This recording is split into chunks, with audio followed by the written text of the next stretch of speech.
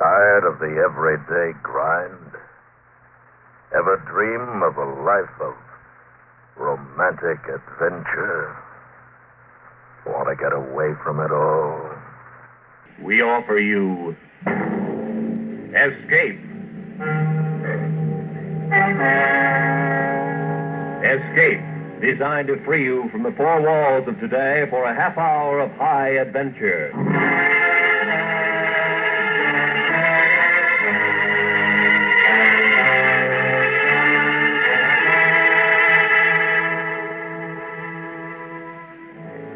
You are standing at the entrance of a walled Arab town, while behind you, coming slowly through the night, are the shuffling footsteps of a blind beggar who will lead you into a harrowing world of darkness and terror. Listen now as Escape brings you Kathleen Height's terrifying story, The Return.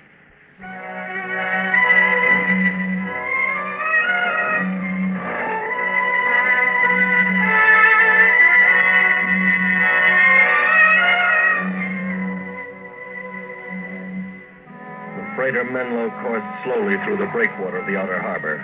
Most of the 12 passengers were on deck, looking north beyond the converging jetties to the modern city of Bizerta. The two of us, a man named Tuckett and myself, Bizerta was a destination. I didn't know what brought Tuckett here. I didn't really know what brought me here. I only knew that I'd looked for something all over the world without success. I'd looked everywhere except Bizerta. Ashore, I checked in at a small hotel, and a short time later, I was part of the early evening crowd on the streets of Bizerta.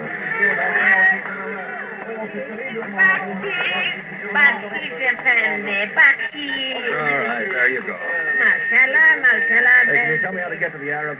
Oh, sorry, I didn't notice about your eyes. One does not need eyes to perceive truth, Effendi. No, I suppose not. What's your name? Nega. The Arab town is north, due north of here. And the truth is everywhere, for all to see, if they will but see. I hope you're right. Well, goodbye, Nega. Nega, Effendi. Saida. Baki.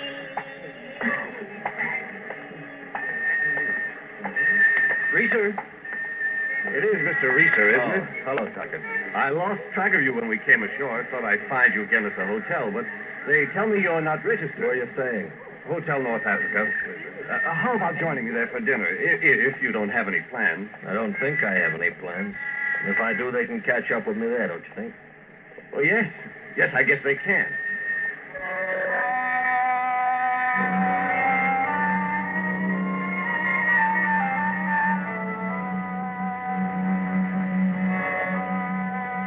Didn't mean much more to me than they did to Tuckett. I tried to explain during dinner. Maybe the wine was talking, maybe me. Either way, Tuckett seemed interested enough to ask a question. I think I understand, but have you any idea what you're looking for, Reeser? I'm looking for a place where there's no struggle. No struggle for you, for anyone. I'm 40 years old, Tuckett. For a little over half my lifetime, I've traveled the world, worked my way, freighters and expeditions, bummed along on foot, worked the sea and the earth, flown fighter planes and freight lines above it. And I tell you, there's only one thing that's universal, the struggle. I suppose that's right. But it seems to me we're making a lot of progress in some directions. Now, medicine, for example. Well, medicine's a good example. They licked pneumonia and found cancer waiting for them. They inoculate for smallpox, they find bubonic plague. For every achievement, there's a struggle waiting. I wonder if that's progress, Tuckett. Well, I don't know. I never thought of it this way. Well, you take food, clothing, and shelter, the basic needs. Of course, in some parts of the world, people don't have them. But even when they do, there are bigger struggles to take their place. Fears, insecurities. Maybe you beat these things one at a time, but you've never got it made. While you're fighting against one struggle, another's being fed and made strong. And it never ends. Not until you die struggling to live. Funny in a way. You've come to Bizerta hoping you'll find a place where there's no struggle. And I've come here, well, to get into the struggle, I guess. I'm opening an import-export business. It's small and I'm sure full of struggle, but I'm not cynical about it or disillusioned yet. No, I don't feel cynical, Tucker. I'm just short on hope. I don't see any end in sight. Reeser, what would you change if it were up to you? The struggle. Show me the place where there's no struggle. That's where I want to be. I wonder what it would be like. Yeah. If you find it, let me know, will you? If I can, I will.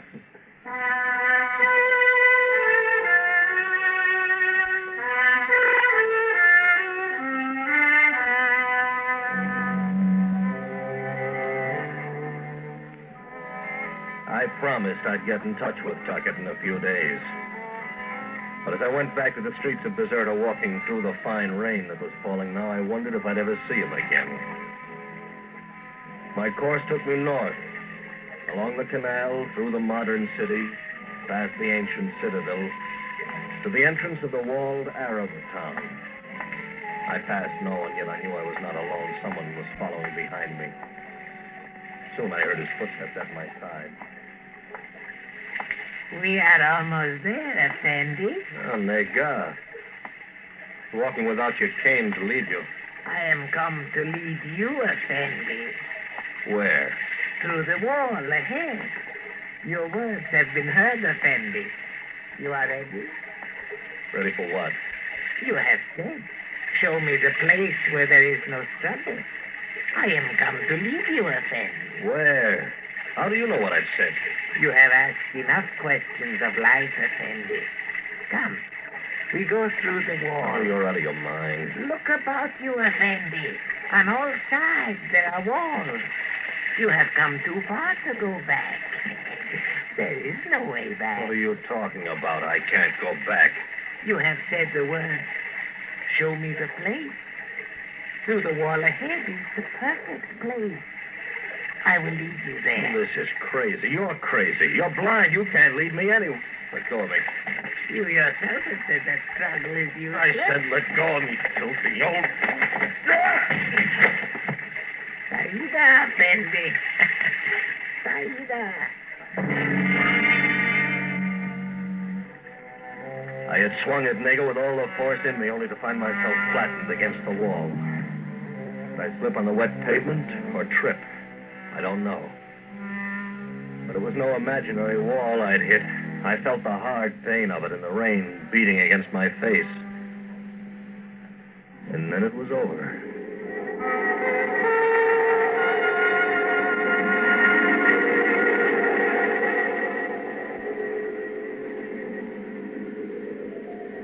The room in which I awakened was large. Large and empty, with great windows at the far end and bright sunlight streaming through them. No room I'd ever seen before. My clothes were no longer damp, and there was no pain in me. I moved toward the sunlight.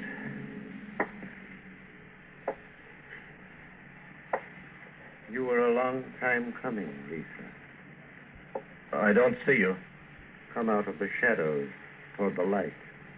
You will find me.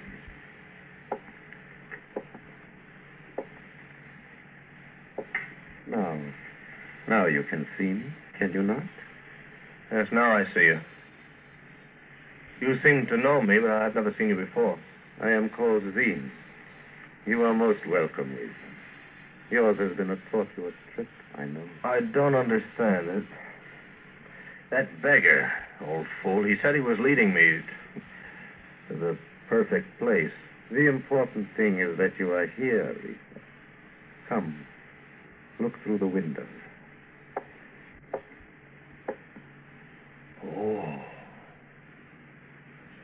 Oh, that's beautiful. Mountains, the valley, lakes and fields. Never seen anything like it. It is perfect. You are in the perfect place because you want to be here. You looked the world over. You witnessed the struggle.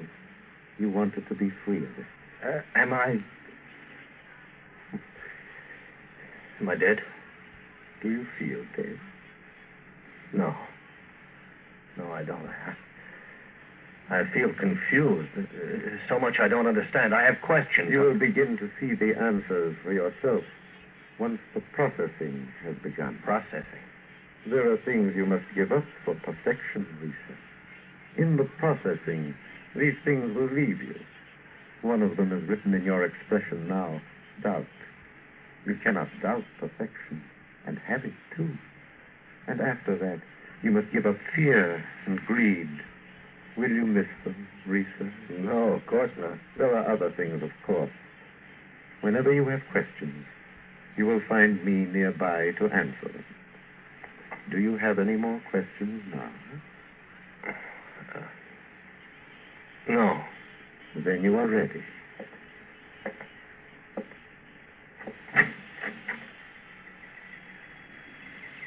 Go on, my son. Go out and live in the perfect place.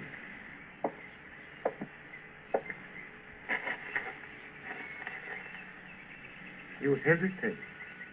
Why? Well, I don't know. Surely there's nothing to fear from perfection. You would not think so, would you, my son?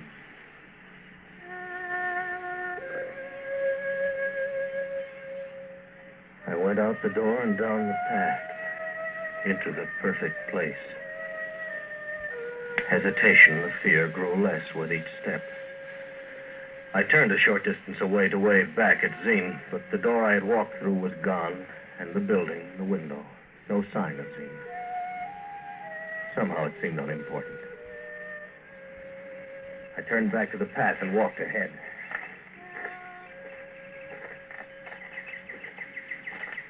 Hello, my love. Hello? I am Angela. Hello, Angela. You are Lisa, and my love. I knew you would be here when I wanted you most. You were expecting me? You knew I would be here? I wanted you. Take my hand. We will walk together, won't we?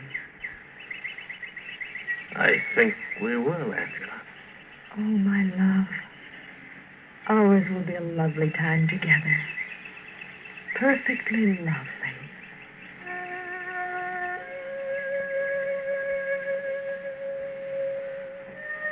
Angela was all of beauty, all of woman, grace and strength and delicacy.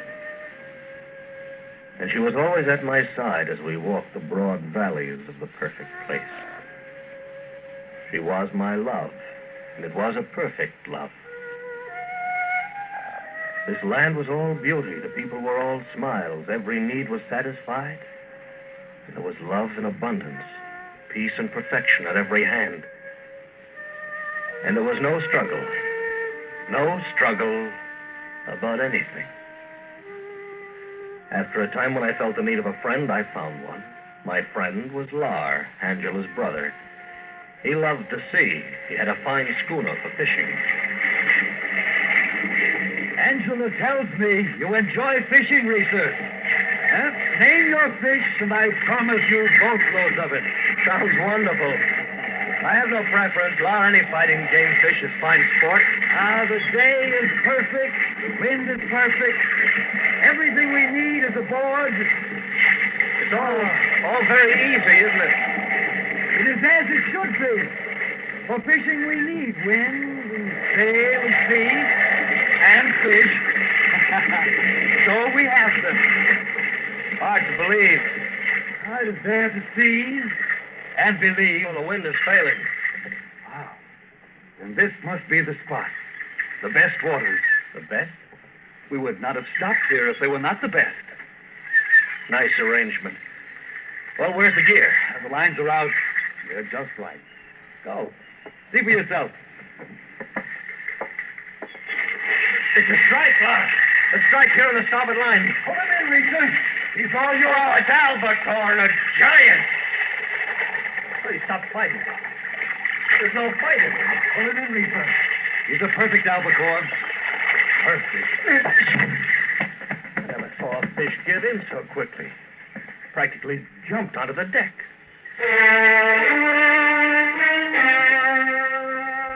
It kept on that way all day. Every fish that found our lines fairly flopped into the schooner of its own volition. Laura had promised me a boatload of fish. We had them when Angela met us in port at evening. And there had been no struggle, no effort even in lifting the great fish off the lines. It was phenomenal and rather frightening. Some days later, Angela suggested a deer hunt. And with Laura, we walked through the beautiful countryside, through fields, toward the wooded hills. Look ahead, my love. Set your sight. Oh, yes. The first shot is yours, Lisa. All right. You see, love? Directly ahead. Perfect deer. Yes, I see. Perfect deer. 30 or 40 of them. Lined up like targets. Couldn't miss one if I tried. Fire, Lisa. I can't. You wanted deer. Oh, there they are, No, darling. Angela, listen to me. Don't you see? We haven't hunted for deer. Part of the thrill of hunting is the hunt itself. And then the finding of your game, matching your wits against his. And then if you win, you've won something. Do you understand? But you said you wanted deer. And when we fished, you said you wanted fish. Now, look. If I'd said I wanted to hunt bear instead of deer, then all the bear I could shoot would be in the sights of my gun. And if I'd said quail or duck, the sky overhead had become black with them. Is that true? Yes, my love. That is all true. Yes, perfect. Like all things. No, but that isn't perfect. Can't I make you see? Oh. Look, Angela, just you and Laura. Go on, would you? I want to be alone a while. Of course, darling. That is perfectly all right with me. Perfectly.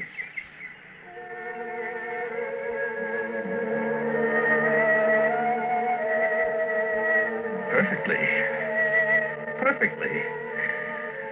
I turned and walked, in no direction, toward no place.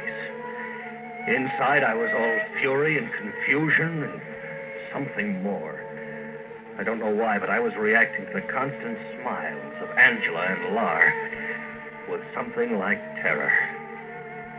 Then I stopped and lay on a spot of cool green grass to rest and think and not think. What are your questions, Lisa? Zane, I said I'd be nearby to answer when you needed me. it's hard to question. I just find perfection difficult to understand. Do you doubt it, the perfection? No, I've seen and known many perfect things. You wanted assurance that there was no struggle here in the perfect place. You have seen no struggle, have you, Lisa? No, none. But you must see everything. The fish, the deer, they have no fight in them. There's no sport, no challenge. You wanted no struggle. You cannot have both struggle and no struggle. You once berated existence as a thing men struggled through and died struggling to live. I know. Your processing will go on, Lisa. Step by step, it will go on. There will be no struggle. And you will realize that you cannot improve on perfection.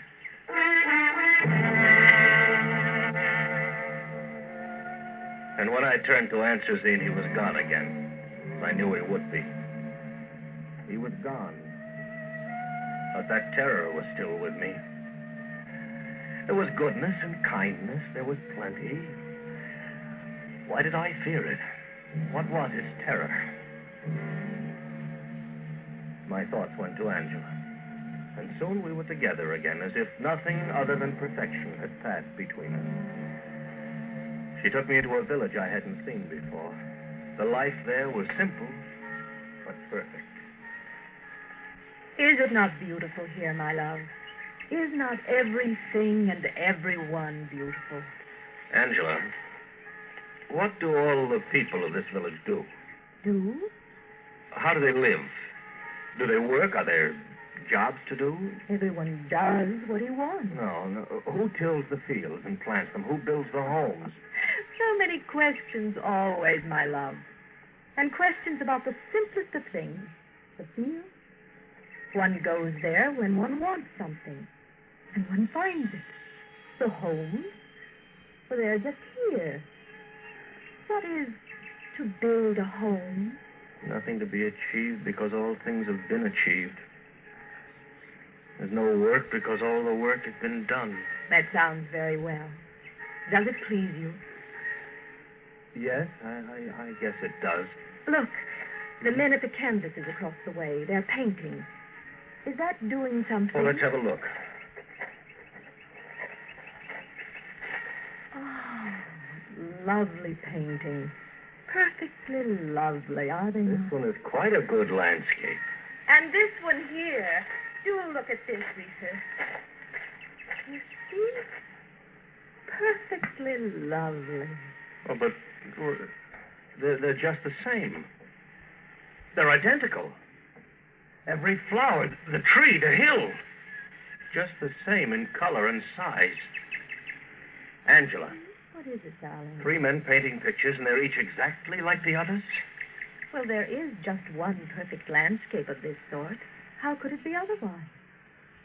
There is only one way to be, to do, to paint. And that is perfect. And there's just one perfect book because there's just one perfect way to set words down? Of course, my love. The perfect way. Oh, no. I wish Laura were here. Tell me, this perfection, is it conformity? Angela, you wished me here. Laura, he's full of questions. Oh, just one question, Laura. Is perfection conformity? Must everyone think and do and act and write and paint in just one way? There is just one perfect way. Well, Zine didn't say I'd have to give up the things that make me me, that I couldn't work toward goals of achievement, that I must give up challenge in order to live in the perfect place. You are so different, Risa. Angela, what if I should leave you? What if I were no longer your love? Would that be all right with you? If that is what you wish. Perfectly all right, darling. Perfectly. You're crazy. Tuckett ought to be here. Should see what I've seen. He'd laugh his head off at me. Tuckett? Yeah. Someone who has a chance to work and dream and set goals for himself. And make mistakes. Honest mistakes. Gambles to win or lose. He can take his chances. I think this Tuckett must be a very strange man. And I think this is something I've been wanting to do for a long time. What an odd gesture. I've never seen one man strike another before. All right, Lark, come on, get up. Let's make a good fight of it, huh? A perfect fight. Come on. Your hand becomes a peculiar color. Oh, you won't fight back. You won't fight back because there's no struggle here. You mention this word struggle often. Is it a good word, struggle? Yes. Yes, I think it is. They were smiling when I left, the whole village smiling broadly, and waved at me happily. I ran, and then walked, and then ran again. The mountains surrounding the great valley were tall and steep, but I had to get through them or around them or over them somehow. I had to escape the perfect place. You have further questions, Risa? Just one, Zane. How do I get out of here? Get out. You want to leave the perfect place? Yeah, and I'm leaving, and you can't stop me. I would not try to stop you. If you really want to go, here, let me show you the way. This is no trap? Well, there is one thing. Yes. If you go, you can never return. That's fine with me. In fact, that's perfect. You'll be going back to the struggle. This perfection, it's filthy, it's vicious, it's insidious somehow. You prefer the struggle, then? To this? Yes. The struggle is wrong. It shouldn't have to be.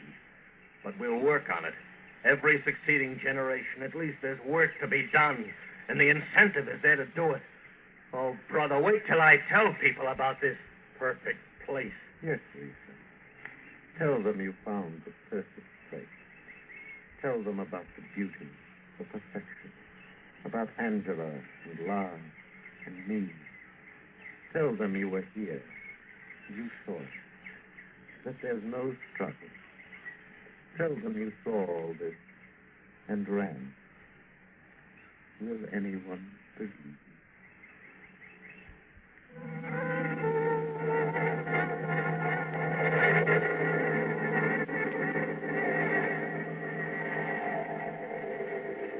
My lips formed an answer, but no words came. And then suddenly there was no zine and no perfect place. Only the rain beating on my face as I lay at the foot of a high wall, and I felt the hard pain in my back. Then I remembered it all, the beggar, berserker, the walled Arab town beyond. It couldn't have happened very long before. I couldn't have lain there long. And I remembered that Tuckett was staying at the Hotel North Africa, and I hurried there to him. Tuckett! Tuckett, open the door! Tuckett! Good heavens, what's all the racket about? I'm sorry. I was anxious to find you again. I got in a fight in the native quarter. It was a mistake. I've been lying wet and cold in some back alley for an hour or so, and It's Reeser, isn't it? What? Reeser. Well, of course. Look, don't you remember a dinner earlier this evening? Reeser, of course, and I remember the dinner. I haven't seen you since, but after all, I should remember. It was only a year ago.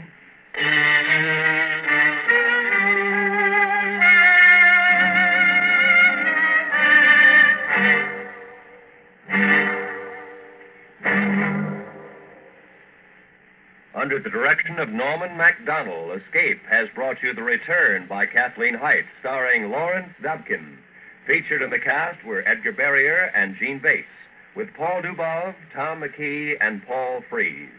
Editorial supervision is by John Meston, and the special music for Escape is composed and conducted by Leith Stevens. Next week. You are hiding, crouched waist deep in the murky waters of a Louisiana bayou, while closing in on you, coming toward you through the night, is a lusting mob, screaming for your life. So listen next week when Escape brings you Jonathan Blaine's strange tale of adventure, The Loup-Garou.